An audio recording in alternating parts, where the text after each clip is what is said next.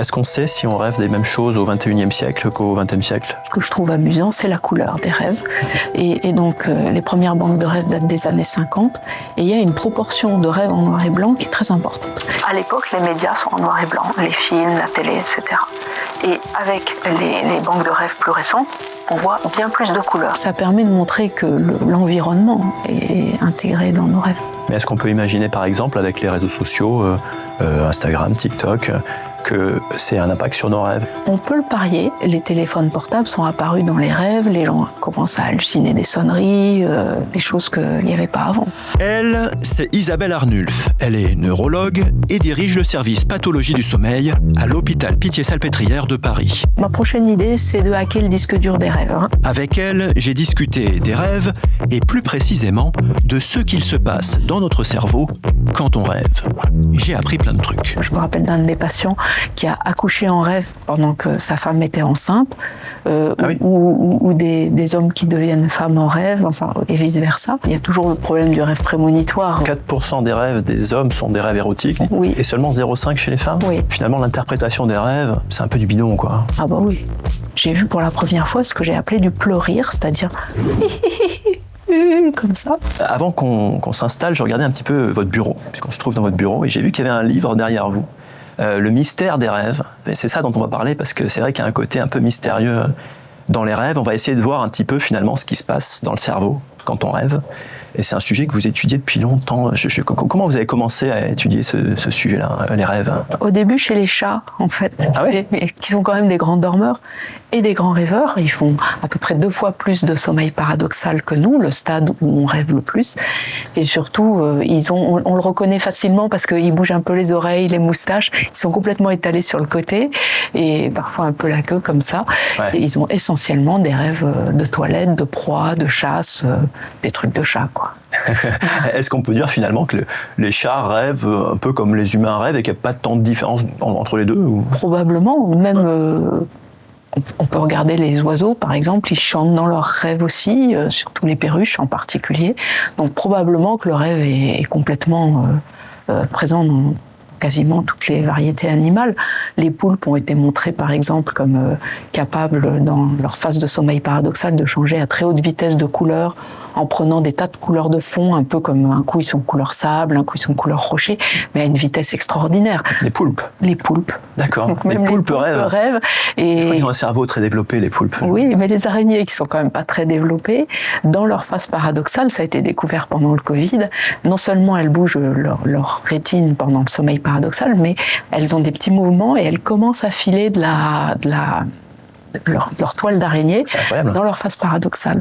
Donc oui, tout le monde fait un peu ces activités de chat, de rat. Les rats, ils fouillent essentiellement, c'est pas très élaboré ce qu'ils fabriquent. Mais... Est-ce qu'à l'inverse, il y a des animaux qui ne rêvent pas?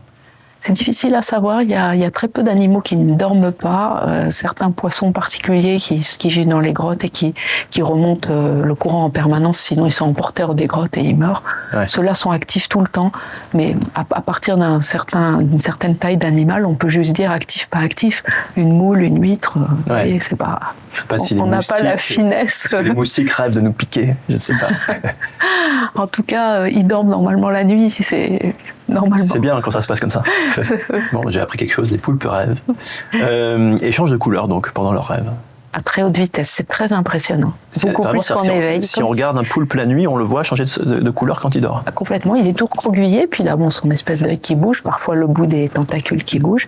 Et c'est surtout la vitesse, et on va retrouver ça, nous, il y a quelque chose qui a l'air d'être très rapide dans les rêves humains et chez les rêves des poulpes. C'est que le poulpe, normalement, quand il change de position dans l'eau, il met un certain temps à reprendre la couleur il faut qu'il ne soit pas détecté, la couleur du fond derrière lui. Et là, il passe à très haute vitesse par 15 couleurs différentes. D'accord. Bon, alors nous, on va s'intéresser surtout aux êtres humains. Ouais. Peut-être une petite base de départ, parce que tout le monde ne le sait pas forcément comment fonctionne le sommeil. Vous, évidemment, vous êtes une spécialiste. Concrètement, qu'est-ce qui se passe dans le cerveau quand on rêve et pourquoi on rêve à tel moment ?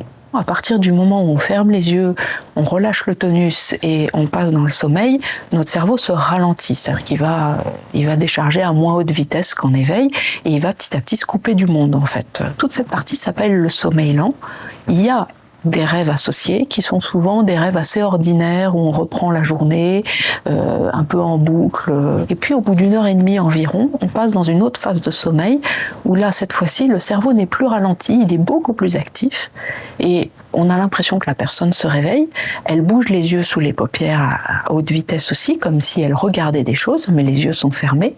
Et en même temps que cette activation du cerveau qui se rapproche de l'éveil et des yeux qui se rapprochent de l'éveil, le corps, à l'inverse, est profondément paralysé et la réaction à l'extérieur est vraiment verrouillée. On ne réagira pas si on s'étouffe, si on est vraiment dans un monde intérieur. Et c'est là qu'on a les rêves que tout le monde appelle les rêves, c'est-à-dire des choses déjantées, des scénarios complexes, des émotions très riches, beaucoup de couleurs et des trucs incroyable. Cette phase s'appelle la phase de sommeil paradoxal. Le paradoxe, c'est que le cerveau a l'air réveillé et le corps est très endormi et peu réactif, quasiment pas réactif, au stimulus de l'extérieur. Il y a une question qui me vient, c'est pourquoi on se souvient de certains rêves et pourquoi d'autres rêves, on ne s'en souvient pas. Alors la mémoire des rêves est très évanescente, c'est bien le problème. C'est-à-dire que probablement 99% de nos rêves sont oubliés. On le sait indirectement, puisque quand on réveille plus séquentiellement les gens, on obtient des rêves quasiment, 90% des réveils dans la phase paradoxale. Là, il y a des rêves et on est à 40-50% dans la phase de sommeil long. Donc ça veut dire que le cerveau continue à produire du contenu mental toute la nuit, quasiment toute la nuit. Il y a quelques zones peut-être de pointillés. Donc le problème, c'est qu'on a du mal à s'en souvenir, à l'encoder et à le passer en mémoire, sauf certains grands rêveurs qui prêtent attention plus à leurs rêves ou qui sont naturellement... qui se souviennent mieux de leurs rêves que les autres. Oui, c'est ça. Il y a des rêves dont on se souvient, d'autres dont on ne se souvient pas. Et puis j'ai le sentiment qu'il y a des gens qui se souviennent de leurs rêves davantage que d'autres personnes. Comment ça se fait ? C'est parce que moi j'ai cru comprendre, mais je dois me tromper. Peut-être que c'est parce qu'ils dormaient moins bien. Quand on dort moins bien, on se souvient mieux de ses rêves. D'une manière générale, les femmes se souviennent plus de leurs rêves que les hommes. Les jeunes, les enfants plus que les personnes âgées. Cette façon d'encoder, de mettre en mémoire le rêve au moment où on vient de se réveiller, de traverser le miroir. Et puis les personnes qui se réveillent plus la nuit vont encoder plus leurs rêves et s'en souvenir plus. Donc souvent on nous dit est-ce que c'est bien ou pas bien de se rappeler de ses rêves ? C'est généralement pas un problème de pas s'en rappeler et pas un problème de trop s'en rappeler, sauf une catégorie de personnes qu'on appelle hyperonirisme, qui sont envahis par des rêves en permanence et pas des rêves très agréables, plutôt des deuxièmes journées, par exemple des femmes qui refont leur ménage dans leurs rêves la nuit et qui disent c'est pénible, je me rappelle trop de mes rêves. Donc ça a l'air d'être entre guillemets fait plutôt pour être oublié, les rêves, puisque 99% sont oubliés, et peut-être quand il y a un élément marquant ou qu'on nous a réveillés au bon moment, on va mieux le mémoriser. Vous avez dit que les femmes se souvenaient de leurs rêves en moyenne davantage que les hommes. Est-ce qu'on sait pourquoi ? Non, on ne sait pas. Qu'est-ce qu'on sait aujourd'hui de ces différences hommes-femmes sur les rêves ? En utilisant les banques de rêves, donc on n'a pas d'a priori, on n'interprète pas, on n'est pas psychanalyste, soyons clairs. On fait de la science, c'est-à-dire qu'on récupère des données et on les analyse.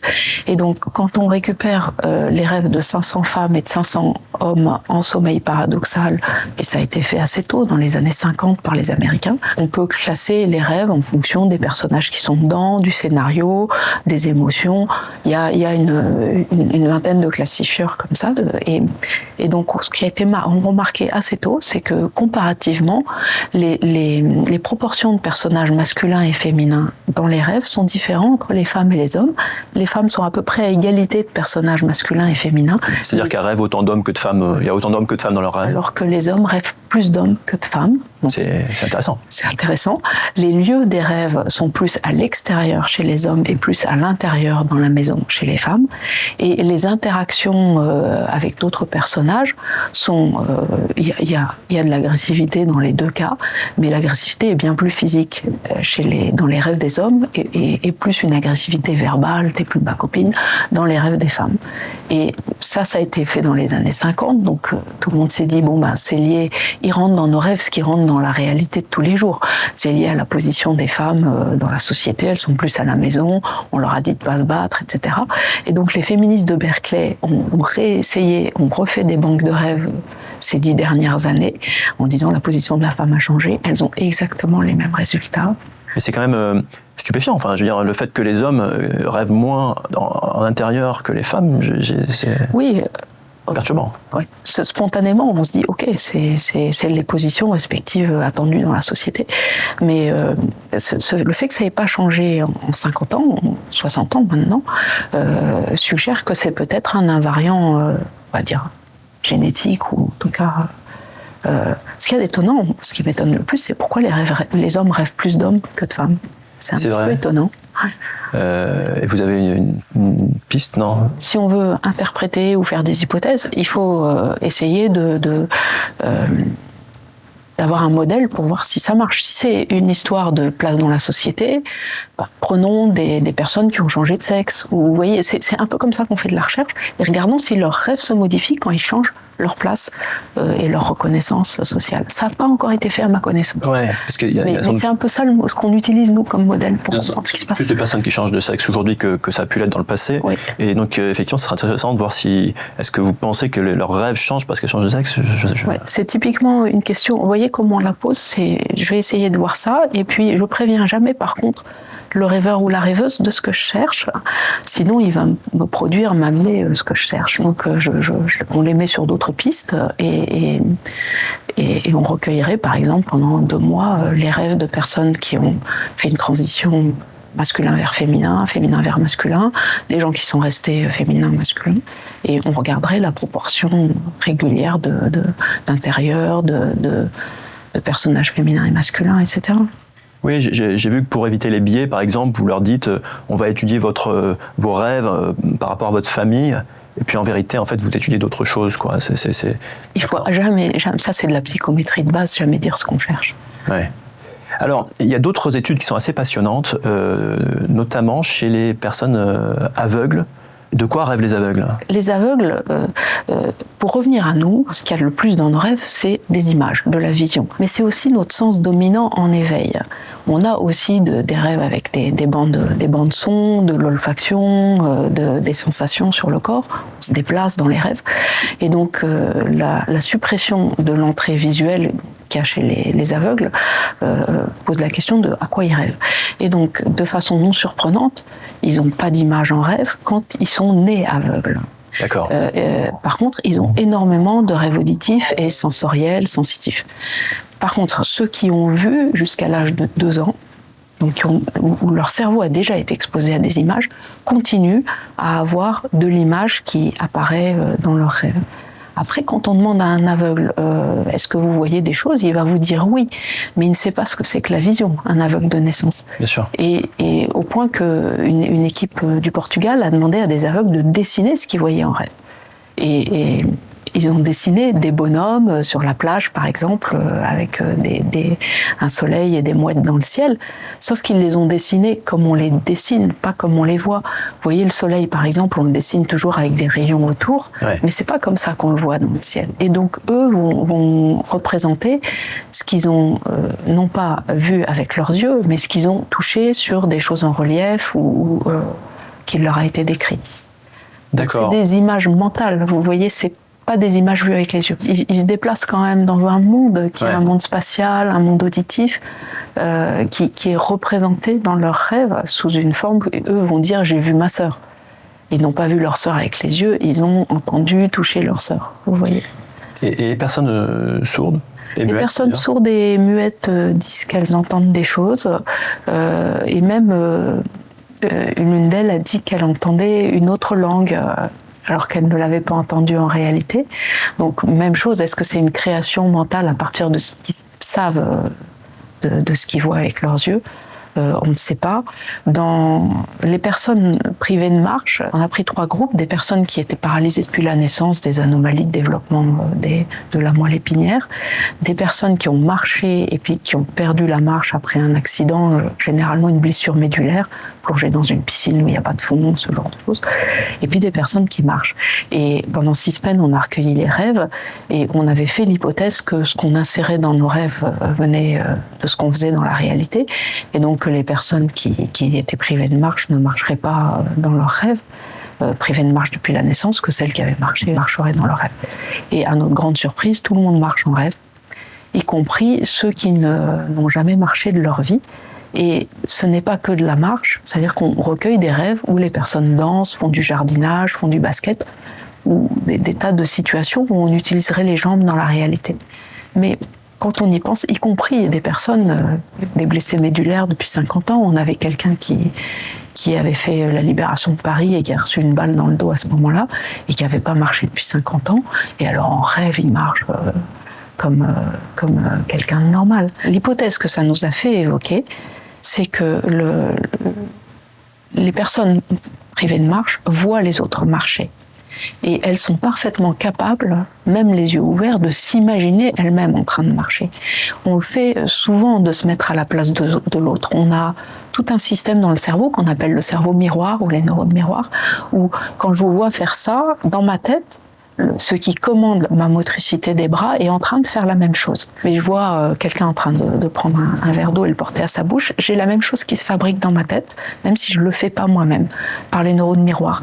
Et on peut faire l'hypothèse que ces neurones miroirs nous font refaire la même chose en sommeil paradoxal, en rêve. On l'a vu là avec les paraplégiques, mais on le voit tout à fait dans d'autres conditions, où par exemple, je me rappelle d'un de mes patients qui a accouché en rêve pendant que sa femme était enceinte, ou des hommes qui deviennent femmes en rêve, enfin, et vice-versa. Et donc, le plus classique que je vois, c'est quelqu'un qui voit un film, il faut sauver le soldat Ryan, par exemple, et puis qui, dans son rêve, va courir sous les barbelés. C'est-à-dire qu'on passe probablement une partie de nos nuits à nous mettre à la place des autres et à vivre la vie des autres. Et peut-être que ça nous rend plus aptes en société à comprendre comment fonctionnent les autres, à développer notre empathie, cette fonction sociale qui est fondamentale. Je discutais avec Delphine, qui nous accompagne là, qui est là et qui me disait qu'elle avait eu un rêve, sa grand-mère qui lui tirait dessus avec une arbalète. Et là, je me suis dit, c'était quand même très précis. Est-ce que c'est parce qu'elle avait vu un film moyenâgeux? Comment ça peut arriver, ça? On voit de l'association, on va dire longue distance, de saugrenu, qui n'a rien à voir. Voilà. La grand-mère, c'est plutôt un personnage positif. Pourquoi elle tirait dessus? Ça ne veut pas dire que ça ait un sens. Par contre, de temps en temps, ça va donner une bonne idée. De ne pas offrir une arbalète à sa grand-mère, peut-être. Finalement, l'interprétation des rêves, c'est un peu du bidon, quoi. Ah bah oui. Moi, par exemple, j'ai le sentiment, je vous dis, j'ai l'impression que je rêve souvent que je suis poursuivi. Parce que c'est classique. Hein. Oui. Mais en fait, c'est parce que je retiens quand je suis poursuivi, c'est ça? Non, vous êtes probablement beaucoup poursuivi en rêve. Dans la vraie vie. Mais ce que vous voulez peut-être dire, c'est les récurrences. Hein. Quand on fait un peu toujours le même rêve, ouais. Là, on passe plutôt dans ce que nous, on va appeler le cauchemar. Enfin, des choses qui sont gênantes, qui gênent la personne, ou elle se réveille pas bien après. Là, ça nous suggère un bug dans la tête, hein, un bug de toujours reprendre la même chose. Les rêves sont très variés normalement. Et donc, une des solutions qu'on a trouvées, et c'est pas moi qui ai trouvé ça, c'est les collègues canadiens, c'est de reprendre ce rêve-là en éveil et de lui imaginer une fin plus agréable que d'être poursuivi. Par exemple, je suis poursuivi, mais je me retourne. Ah, mais c'est mon pote qui voulait m'inviter pour prendre une bière ensemble, vous voyez. Et ce nouveau scénario, le réviser en éveil, et forcément, à un moment, il va être inséré dans vos rêves et faire disparaître ce rêve récurrent. Mais est-ce que ce rêve récurrent a un sens ? Chez les personnes qui ont eu un psychotrauma, c'est évident. Eux, c'est toujours le même scénario catastrophe qu'ils ont en rêve. Mais pour des choses plus ordinaires, non, on n'a pas beaucoup on va pas raconter des carabistouilles quand même. Je note quand même qu'il y a des liens évidents entre le réel et le rêve. Hein. Ah oui. C'est absolument. Que les deux peuvent communiquer finalement. C'est pas deux mondes hermétiques. Non. D'accord. Souvent, les rêves qu'on raconte sont les plus beaux. Et donc, il faut vraiment faire du recueil systématique avec des réveils systématiques pour s'apercevoir que les rêves sont ordinaires et que c'est un biais de sélection qu'on a de rapporter les rêves les plus extraordinaires. Donc ceux qui changent de l'habitude, et l'homme ne vole pas dans la réalité, sauf avec un avion. Et donc ces rêves-là vont être rapportés, de même que le rêve de perte de dents, par exemple, qui est un rêve qui est relativement partagé, puisqu'à peu près 7 personnes sur 10 l'ont déjà fait, de perdre toutes leurs dents. Alors, on perd un peu nos dents quand même dans la réalité aussi, mais peut-être pas toutes en même temps. Et en fait, si on fait de la banque systématique de rêves, on se rend compte que ces rêves sont rarissimes. On est plutôt de l'ordre de moins de 1%, ces rêves extraordinaires, mais on les raconte, et donc probablement on les mémorise beaucoup plus que les autres. Et évidemment, comme c'est hors de l'ordinaire, il y a beaucoup d'interprétations, on va dire, grand public ou psychanalytiques sur ça, qui n'ont aucune base scientifique, soyons clairs. Si on reprend la psychanalyse, il y a eu beaucoup l'idée que c'était pour exprimer des désirs refoulés, en particulier sur le plan sexuel. Et donc, si on prend systématiquement les récits de rêves, 10 000 rêves de la population générale, contrairement à ce qu'on pourrait penser, la présence d'activités sexuelles ou même de bisous, de choses érotiques, etc., est relativement rare. On est plutôt sur 4% des rêves récupérés chez les hommes et 0,5% chez les femmes. Il y a encore là une différence, un genre très clair. C'est-à-dire que 4% des rêves des hommes sont des rêves érotiques et seulement 0,5% chez les femmes? Oui, c'est beaucoup moins fréquent chez les femmes. C'est dommage. Hein, c'est étonnant surtout. Mais c'est comme ça. Il n'y a pas de raison logique à ça. Ouais. Après, c'est pas non plus. Ça peut être une grosse préoccupation dans la journée, mais c'est pas non plus une activité qu'on fait énormément. Ce qu'il y a beaucoup dans nos rêves, c'est de parler avec les autres. Les rêves sont extrêmement sociaux.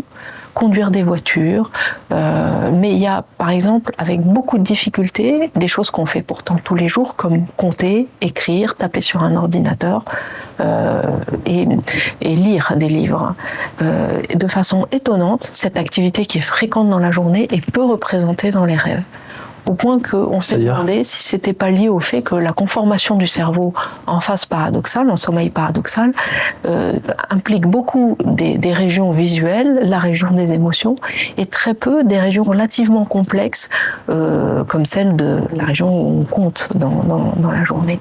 C'est pas la même conformation qu'en éveil, et peut-être que du coup, ces chemins qui sont ouverts ne permettent pas ou très peu certaines actions, comme, je ne sais pas, coder du code informatique, c'est plus difficile et facilite des choses qui sont plus sociales, plus visuelles, plus émotives. Ce que vous voulez dire, c'est que on compte relativement régulièrement quand on est réveillé, oui, et que dans nos rêves, assez peu. Très peu, très peu et avec beaucoup de difficultés.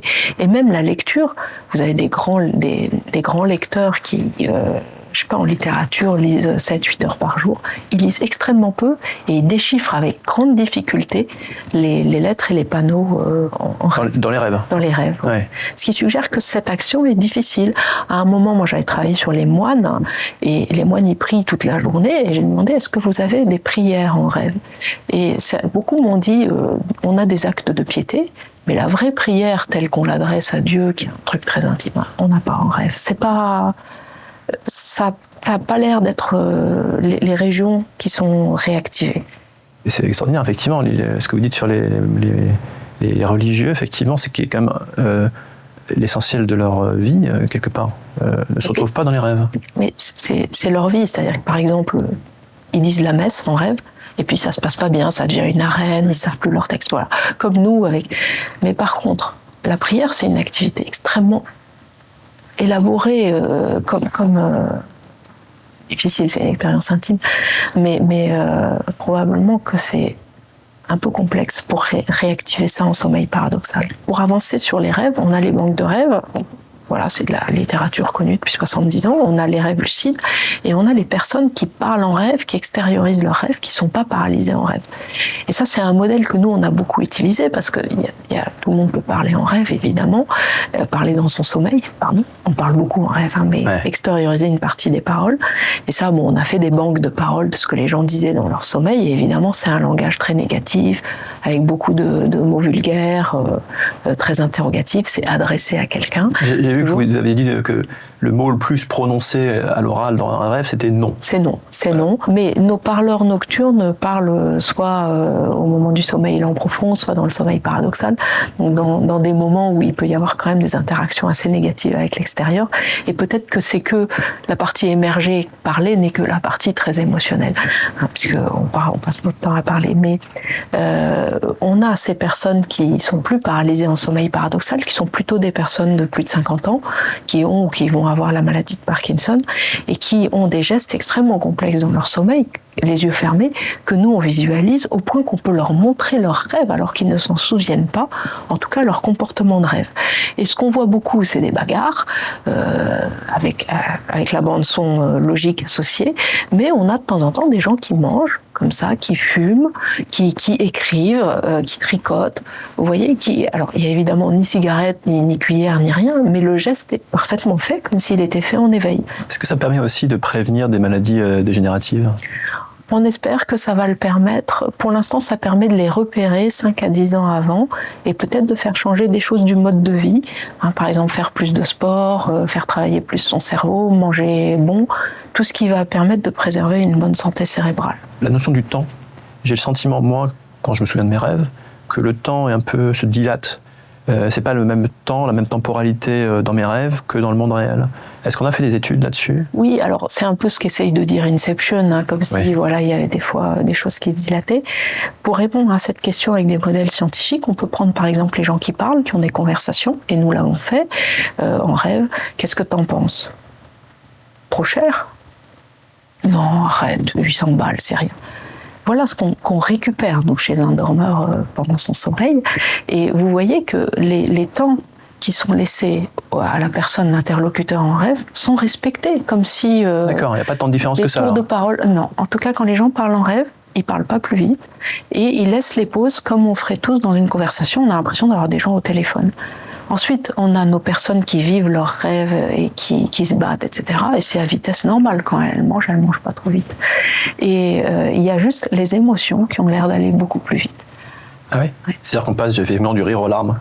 Très très vite. Parfois même, j'ai vu chez des personnes qui extériorisent leurs émotions sur le visage et qui pleurent en rêve, ces fameuses personnes qui ne sont pas paralysées. J'ai vu pour la première fois ce que j'ai appelé du pleurir, c'est-à-dire comme ça. Ce qu'on ne voit jamais en réalité, c'est-à-dire le collapsus d'émotions positives et négatives. Non, on ne sait pas pourquoi. Vous savez, on observe des gens en sciences, après on interprète. Mais quand on interprète, il faut qu'on ait une bonne idée et puis qu'on la valide après. Je ne sais pas si on a les datas suffisantes, mais est-ce qu'on sait si on rêve des mêmes choses au XXIe siècle qu'au XXe siècle ? Ce que je trouve amusant, c'est la couleur des rêves. Et donc, les premières banques de rêves datent des années 50. Et il y a une proportion de rêves en noir et blanc qui est très importante. À l'époque, les médias sont en noir et blanc, les films, la télé, etc. Et avec les banques de rêves plus récentes, on voit bien plus de couleurs. Il reste des rêves en noir et blanc parce que vous savez que c'est la modalité dans laquelle on voit la nuit. C'est pas éclairé, on voit en noir et blanc. Mais il y en a beaucoup moins que le bain visuel qu'avaient les personnes dans les années 50. Donc ça permet de montrer que l'environnement est intégré dans nos rêves. Mais est-ce qu'on peut imaginer, par exemple, avec les réseaux sociaux, Instagram, TikTok, que c'est un impact sur nos rêves ? C'est-à-dire qu'à force de voir des vidéos rapides, ou de swiper, que ça puisse impacter... On peut le parier et on peut le vérifier. Il faudrait faire les manips pour. Les téléphones portables sont apparus dans les rêves. Les gens commencent à halluciner des sonneries, des choses qu'il n'y avait pas avant. Oui, bien sûr, ça nous...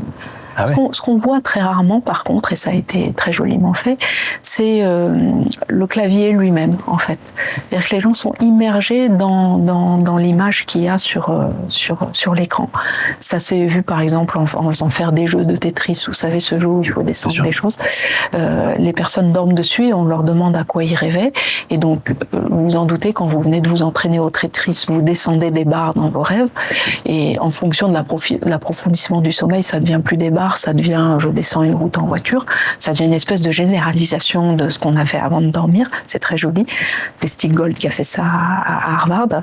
Et donc, ce qui les a surpris, c'est qu'il n'y a jamais le clavier, il n'y a jamais l'écran. C'est-à-dire que c'est directement immergé dans le scénario de l'écran. Est-ce qu'on rêve de la même façon selon les cultures ? Est-ce que en Afrique, en Asie, en Europe, on rêve des mêmes choses ? Non, ça a été testé aussi, en particulier au Canada, où ils ont des Indiens, des Hurons, enfin toutes sortes d'ethnies indiennes. Et donc ils ont fait du recueil de rêves, qu'ils ont comparé par exemple à des Suisses ou et de façon non étonnante, tout ce qui est forêt et tout est bien plus présent chez les rêves des Indiens.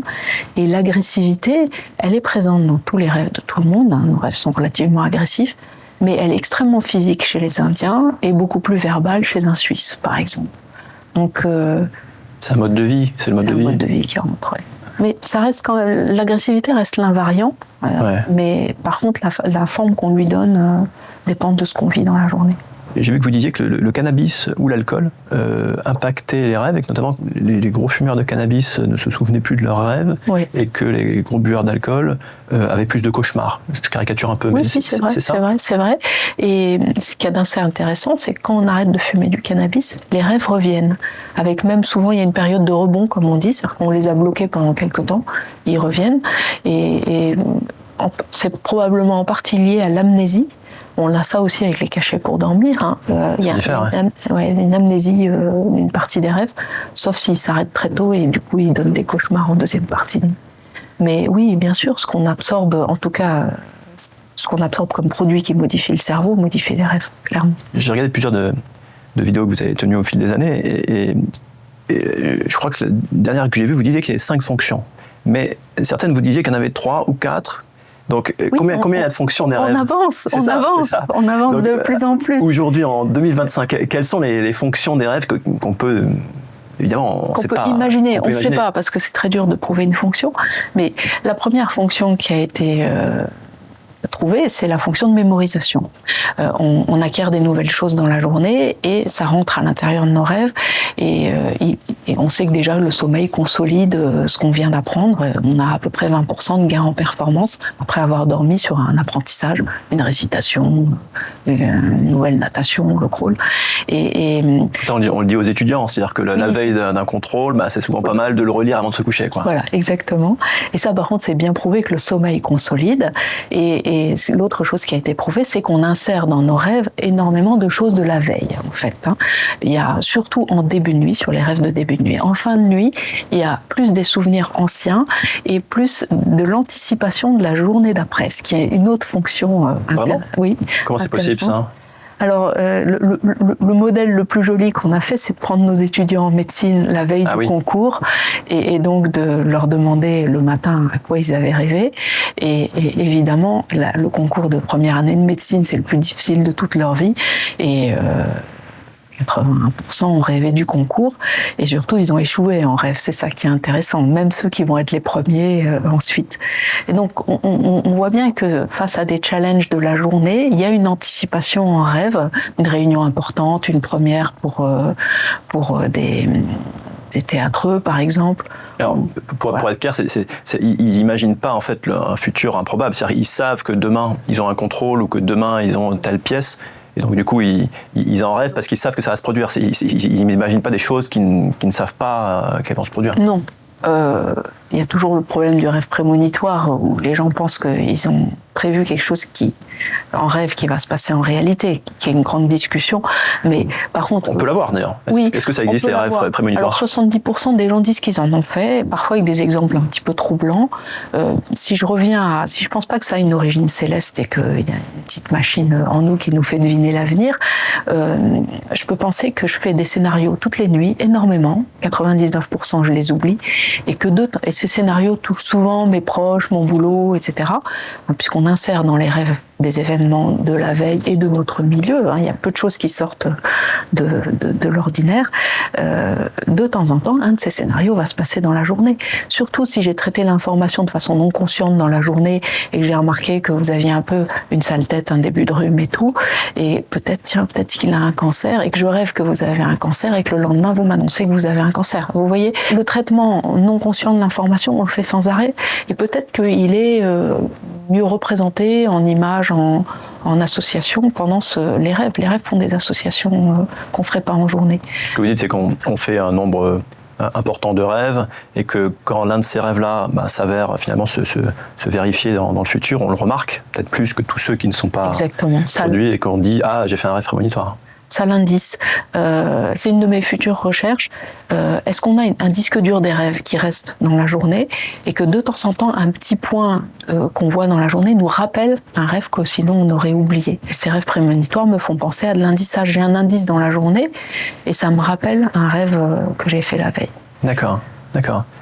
Alors, fonctions. Donc, il y a la fonction de mémorisation. La mémorisation. Alors, quelles sont les autres fonctions pour les rêves ? La deuxième fonction qu'on imagine le plus, c'est la régulation des émotions. C'est aussi un point sur lequel ça a beaucoup progressé. On sait que si on se couche un peu triste, on se réveillera en meilleure forme le lendemain, ou que si on a reçu un mail très désagréable avec quelqu'un qui nous a engueulé dessus, si on répond tout de suite, on va faire une réponse émotionnelle et pas une réponse rationnelle, on dort dessus, on fait une réponse rationnelle et pas émotionnelle.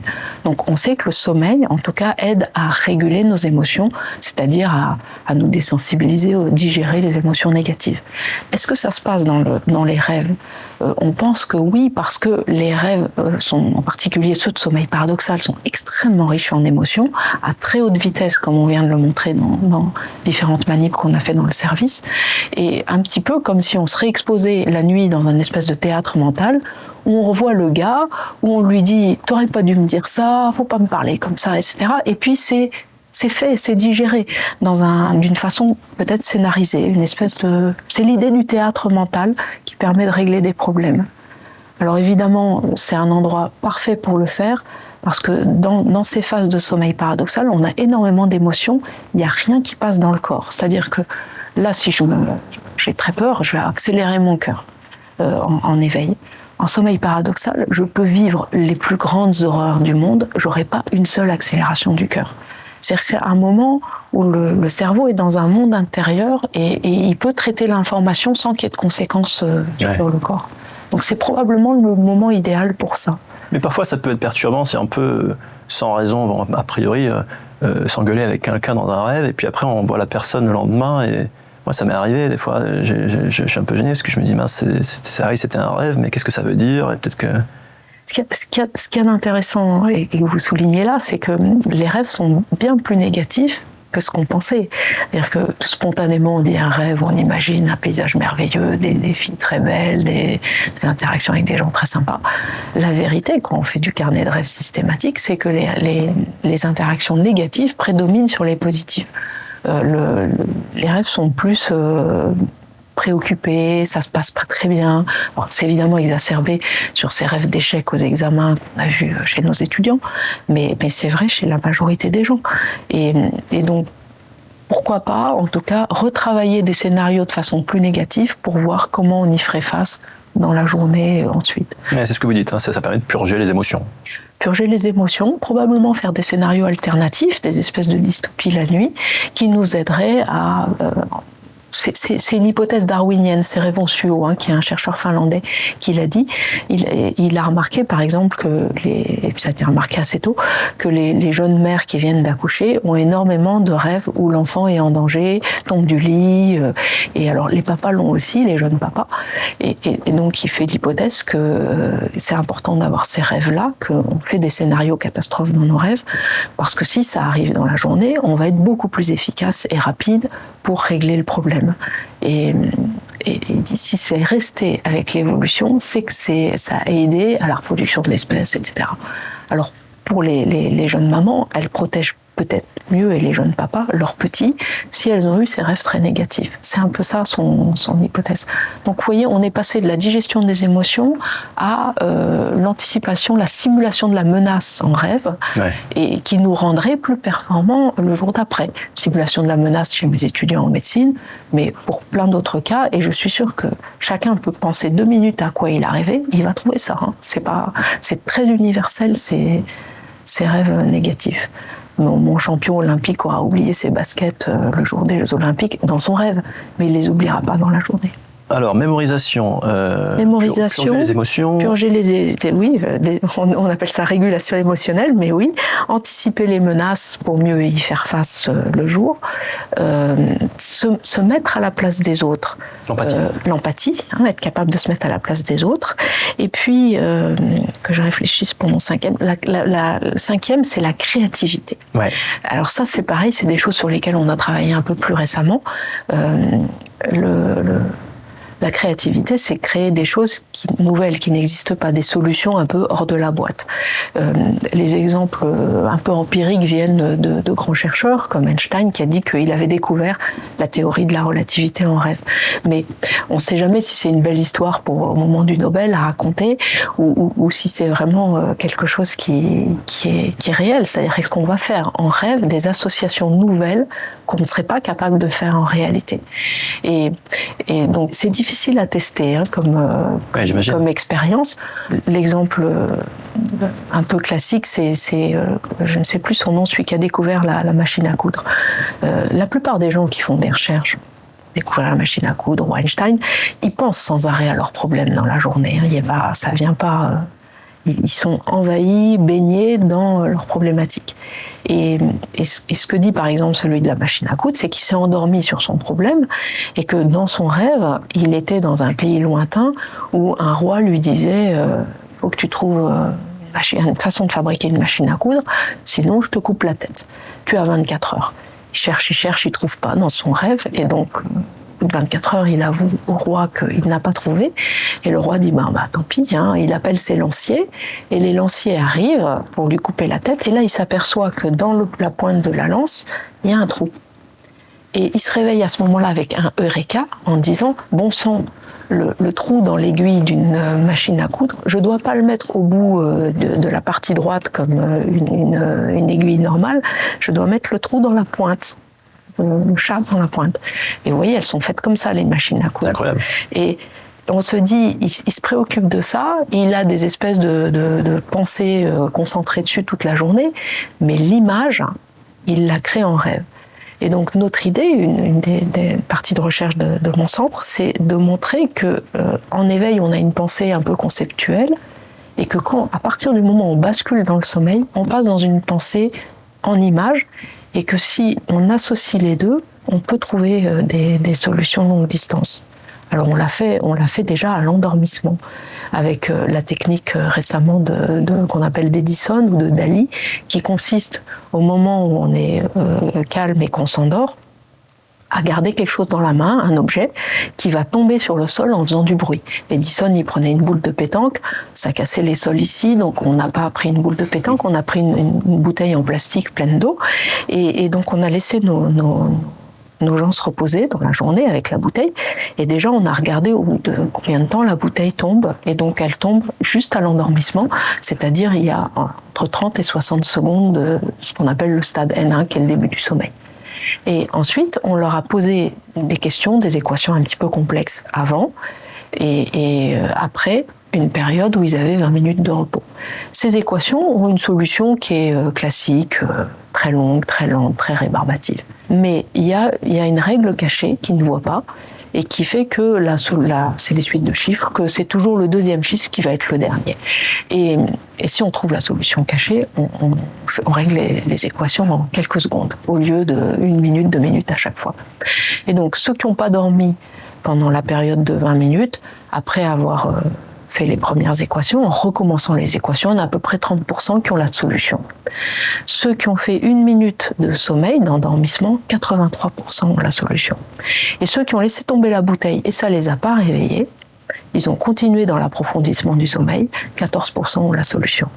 Et donc on s'est rendu compte qu'il fallait attraper juste cette petite période où on a encore la pensée d'éveil et déjà l'imagination, parce qu'au moment où on ferme les yeux et on passe dans le sommeil N1, on a beaucoup d'images qui passent derrière les yeux, on appelle ça l'imagerie hypnagogique.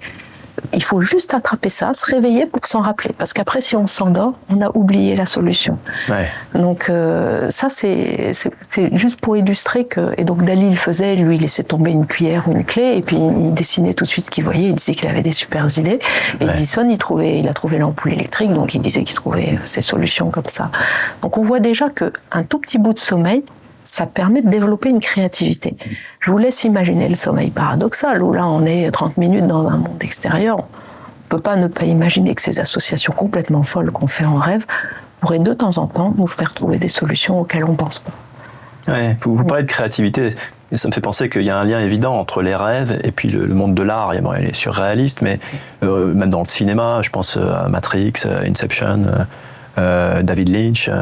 vous qui connaissez très bien les rêves, est-ce qu'il y a des films qui vous semblent plus pertinents que d'autres ou plus précis ? Inception, absolument. Inception a été clairement créé avec, je pense que c'est Stig Gold qui les a aidés, donc ils étaient vraiment bien conseillés sur le plan scientifique. Inception, c'est l'accès aux rêves lucides. Alors parlons-en, effectivement, parce que Inception, c'est exactement ça, c'est les rêves lucides. Alors tout le monde ne connaît pas précisément de quoi il s'agit. Est-ce qu'on peut... Oui, alors le rêve lucide, c'est la capacité, alors que je suis en train de rêver, de me rendre compte que c'est un rêve. Ça nous arrive quasiment à tous de temps en temps. Généralement, on se réveille à ce moment-là, mais il y a des personnes qui restent à l'intérieur du rêve et donc qui peuvent soit assister à leur rêve comme s'ils assistaient à une séance de cinéma, mais avec une certaine distanciation. Ils ont un regain de subjectivité, ils se rendent compte que c'est un rêve. Et puis, on peut avoir un niveau 2 de performance dans le rêve lucide qui est de changer le scénario. Encore ce rêve dans cette maison-là, j'en ai marre. Tiens, je vais faire apparaître un château et puis Et ça, le contrôle du scénario, ça permet aux rêveurs lucides de passer dans des super rêves, de se faire plaisir. La plupart essayent de voler, certains qui ont des cauchemars essayent de les transformer en choses agréables. Et donc, on se fait plaisir en rêve. C'est-à-dire que le rêveur lucide, en fait, décide de quoi il rêve. Oui. Mais jusqu'où ça peut aller ? Alors, ça va pas super loin, mais je compare ça souvent à quelqu'un qui est dans un bateau. Il peut orienter le bateau dans telle ou telle direction, mais en fonction du vent. Donc, ils peuvent changer des éléments, des personnages, des lieux. Si on fait un peu trop attention, il y a trop de conscience et ça peut réveiller. C'est la limite du rêve lucide, ça peut perturber le sommeil. Et puis le niveau 3, et c'est ceux-là qu'on aime beaucoup, nous, c'est ceux qui sont capables non seulement de changer le scénario du rêve, mais d'être capables de continuer à maîtriser des éléments de leur corps, comme par exemple les mouvements des yeux ou de la face. Et ils peuvent pas parler, ils sont en sommeil paradoxal, ils sont paralysés, mais qui sont capables de nous envoyer des signaux que nous, on peut mesurer de l'extérieur, comme par exemple des petits sourires, des petits froncements, ou des mouvements d'yeux particuliers qu'on a décidés avant, gauche-droite et pause. Et surtout, avant de partir dans le rêve, avant de dormir, on leur donne des missions. Et on leur dit, par exemple, essaye de trouver une piscine et plonge dedans. Mais par contre, tu nous fais le signal avant de plonger dans ta piscine. Et les rêveurs lucides sont capables de trouver une piscine ou de modifier légèrement leur rêve, faire intervenir, par exemple, de la respiration. Et s'ils sont à la gare de Lyon, ils vont dire, par exemple, il y en a une qui a... Ok, je vais faire apparaître une attaque au gaz sarin et je vais retenir ma respiration. Et par contre, avant l'attaque au gaz sarin, j'envoie un petit signal pour dire je vais modifier ma respiration. Et là, nous, à la surface du corps, à l'extérieur de leur monde intérieur, on voit un arrêt de la respiration. C'est-à-dire que quand on change le scénario respiratoire du rêve, on change la respiration du dormeur. Ouais. Donc ça, c'est des progrès qu'on n'avait jamais avant. C'est-à-dire, en fait, vous communiquez avec donc des éléments que vous avez donnés avant le sommeil en disant tu feras tel truc, et vous arrivez du coup vous-même à leur dire quoi faire et ils le font ? Alors, au début, on le faisait en mission extérieure, c'est-à-dire ils prenaient la mission avant d'aller dormir et ils envoient des signaux, mais ils restent à l'intérieur de leur rêve. On a fait des tas de manips avec ça, c'est passionnant. Et puis, il y a une étudiante qui m'a dit, mais est-ce qu'on peut pas rentrer dans la chambre et leur poser des questions pendant qu'ils dorment ? Et là, je dis bah non. Quand on est en sommeil paradoxal, on est sourd, muet, aveugle. C'est une façon. Pas gaffe à l'extérieur, on est dans un monde intérieur. On a quand même essayé avec un très bon rêveur lucide, en lui demandant est-ce que t'aimes le chocolat, est-ce que t'aimes le foot, en lui disant évidemment, il pourra pas parler, avant de dormir, que si tu aimes le foot, tu nous fais 3 sourires, si tu aimes pas le foot, tu nous fais 3 foncements. Et il nous les a fait. Et là, on s'est rendu compte qu'on avait de temps en temps des voies d'entrée chez le dormeur, alors qu'il reste endormi. C'est pour ça qu'on met plein d'électrodes, on est sûr qu'il dorme. Il reste endormi, mais de temps en temps, des petites fenêtres s'ouvrent pour prendre l'information extérieure et la traiter, mais parfaitement correctement. Les collègues américains, eux, ont demandé combien font 3 plus 7, et tu me fais autant de mouvements oculaires que la solution, et ils ont eu la solution. Donc on arrive, alors on appelle ça dialoguer avec un rêveur. C'est un grand mot, dialoguer, ça reste du signal oui, non, peut-être. Oui. On arrive à ça pour l'instant, mais ça a été formidable. On a pu du coup demander à nos rêveurs, quand tu as des émotions agréables en rêve, tu nous fais 2 petits sourires, quand tu as des émotions négatives, 2 petits froncements. Alors il y a très peu de mouvements sur le visage, puisqu'il y a la paralysie, mais on arrive à les capter avec des capteurs de surface, l'électromyographie. Et c'est là qu'on a pu voir que les émotions arrivaient à une vitesse mais bien supérieure que celle de l'éveil, et surtout on passait très vite du rire aux larmes, c'est-à-dire de choses très agréables à des choses très désagréables, avec très peu d'inertie. Normalement, quand je suis joyeuse, que je ris, cette joie va rester en moi pendant une dizaine de minutes. Quand je suis très triste, que j'ai pleuré avant d'être gaie, alors qu'en rêve, il y a une espèce de très grande rapidité des émotions, ce qui va bien avec l'idée qu'on est en train de les traiter, de se réexposer, de les processer, peut-être de les digérer.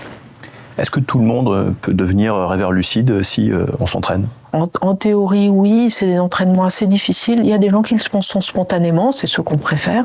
Mais il y a effectivement des moyens de ramener la conscience. Il y a différentes techniques qui consistent par exemple là à se dire est-ce que je suis en train de rêver ?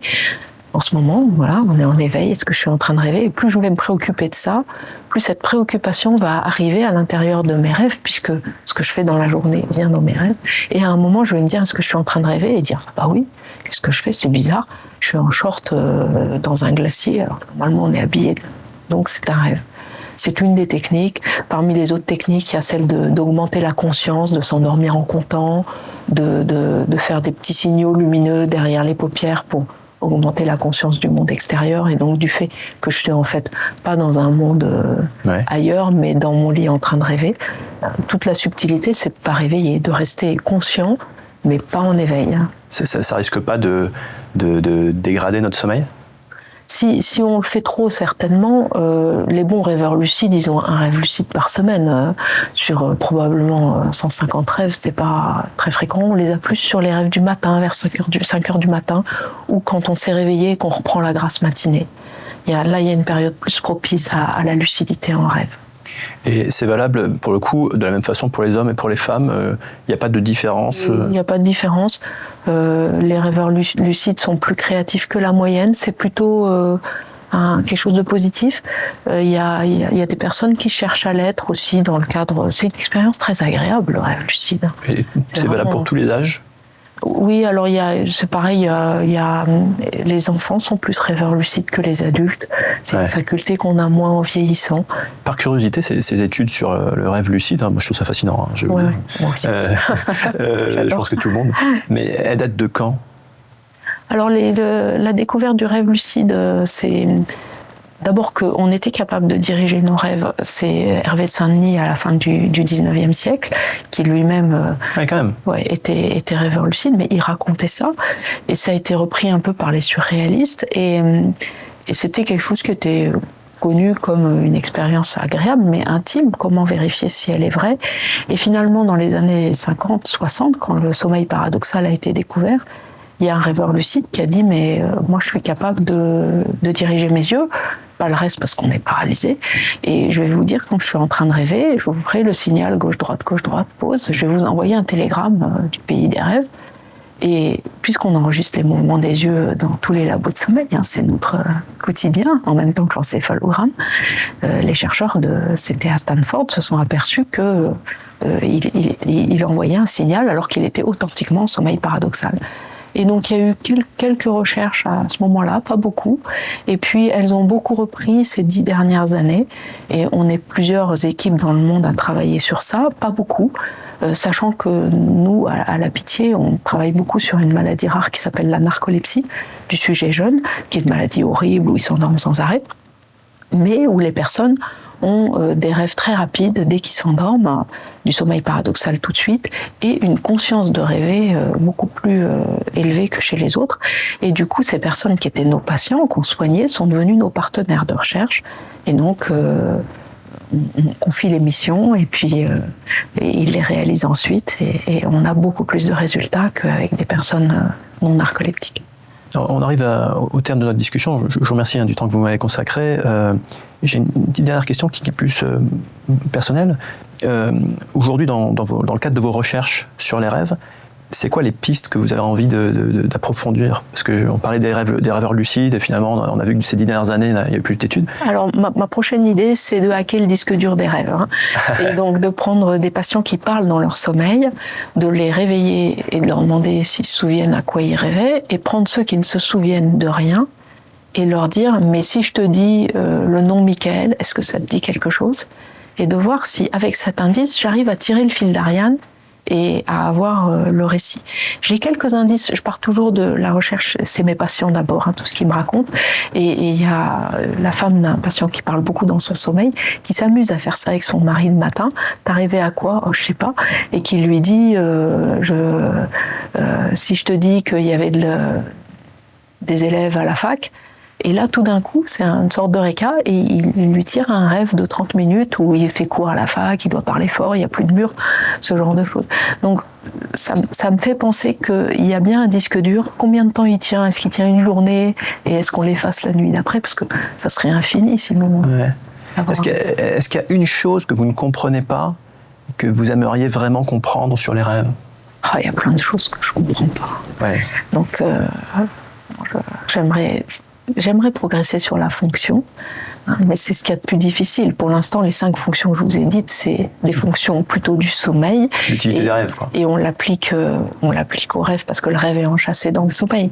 Mais savoir si c'est exactement pourquoi je vois une grand-mère avec son arbalète. C'est exactement ça. Est-ce que cette association a un sens ou est-ce qu'elle est aléatoire et elle fait partie de cette espèce de mouvement brownien qu'on a la nuit dans nos pensées?